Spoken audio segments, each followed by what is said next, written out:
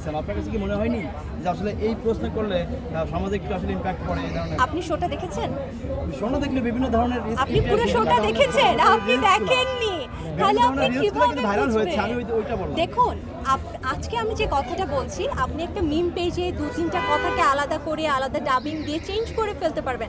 আপনি নিজে যখন পুরো শোটা দেখেননি, আপনি কিভাবে প্রশ্নটা না, করছেন? আমি আপনার যে ছোট ছোট রিলসগুলো ছিল আপনাদের পেজে, যেই পেজে আপনি প্রেজেন্টেশন করেন সেই পেজের রিলসগুলো দেখেছি আমি। আমাদের পেজে রিলস আপনি দেখেননি, আপনি মিম পেজে রিলস দেখেছেন প্রথমত।